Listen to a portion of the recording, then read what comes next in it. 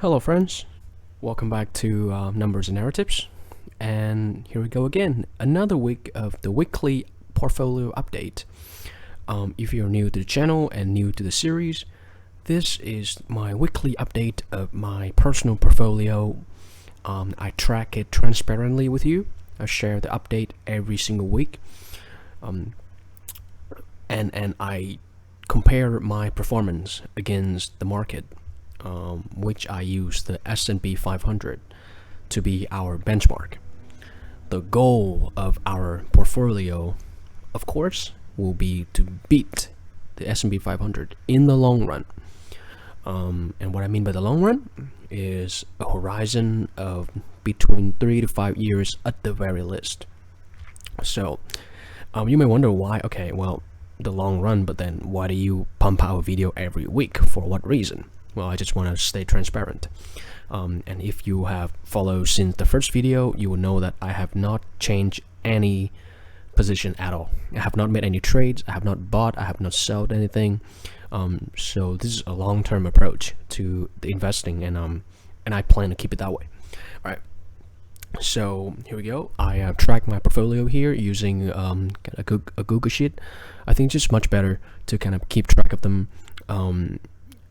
in this way than looking at the broker. Sometimes it can be misleading looking at the broker, because I have some cash in there that I'm not using. It's just kind of staying there, and the cash adds to the total of the portfolio, and might make it a little bit inflated rather than the true performance. So I'll show you an example. Is my account right here. Right now it has about 9,800, but only about like 90% of them is invested. I have like 10% left in cash, which I will utilize soon once I have ideas to put them into. So that's why I track them in here using my Google Sheet. Alright, so let's get into it. So our main portfolio is broken down into two kind of semi-portfolios. Each of them consists of $4,250 right over here, as you can see. The first one is called the Magic Formula Portfolio. This one have 27 positions. So you can see them right here, from 9 to 35. And so far they have appreciated 2.05%. So we know that the market is in a huge downturn right now, with all the bad news coming out, inflation and rate highs and everything. Everything looks grim at the moment. So if you remember from a few weeks ago, there was a point where we were up like 10% overall on our main portfolio, on our big portfolio over here. This number used to be like 10%, double digit, right? Now it's back to very low single digit. Am I worried? Not at all. I don't really care. It's the market fluctuation. It's not gonna shoot up like a rocket, right? Not gonna happen. So there's gonna be ups and downs. What we care about is over the long term. Over the long term, we believe, we trust that our companies are gonna do well. All right. What about the second portion of the portfolio? How are we doing on the Acquirers Multiple portfolio? In this portfolio, we have 20 positions. 20 positions, right? The same value, $4,250. So overall total, they make up $8,500. Let's get down. And the Acquirers Multiple is performing much better, seems like. 3.74%. Doing pretty good, right? Doing pretty good. And combined together, they appreciated my main portfolio from the 8,500 original money. Now it's at $8,744.77, representing appreciation against of 2.88%. And let's bring this number and let's go toe to toe with how well the S&P 500 has been performing. Are we ahead of the market or are we behind? All right, so let's take a look over here. Our purchase date is 24th June. All right, this is our inception date for this portfolio, for both portfolio. 24th June.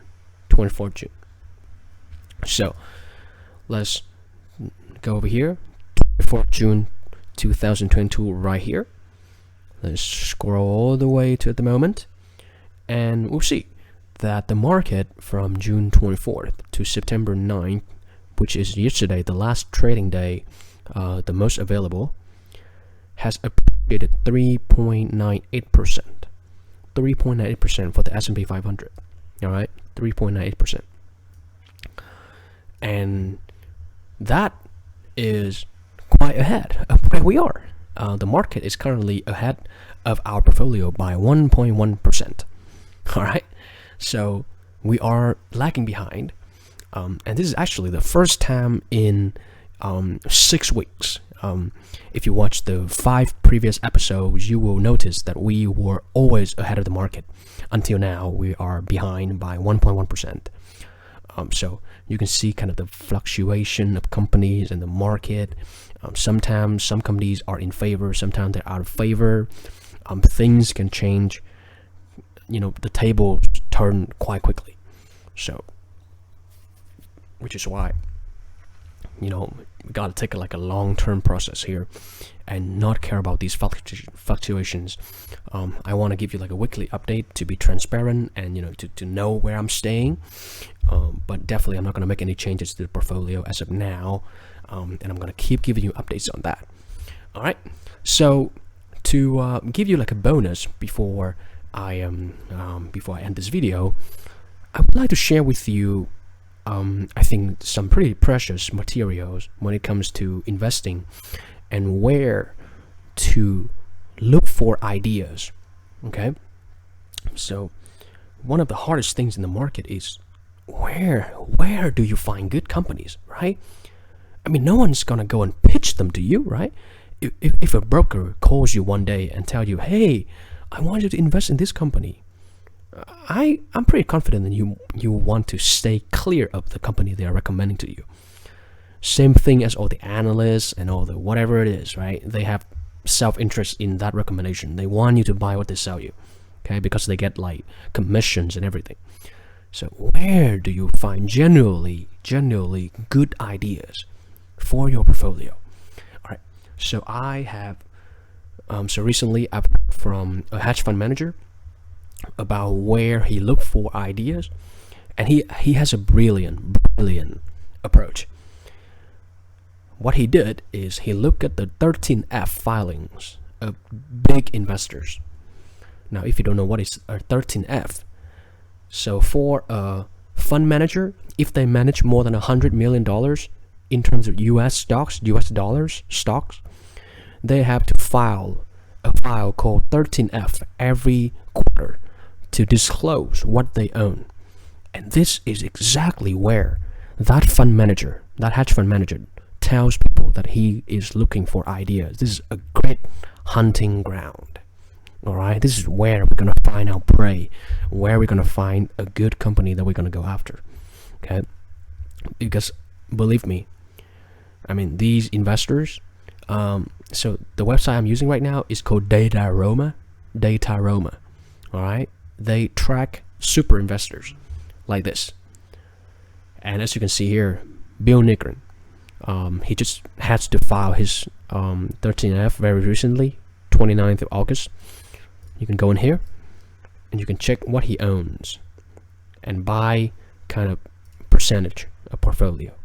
Google, right? The biggest fund, and he is managing $4 billion, by the way.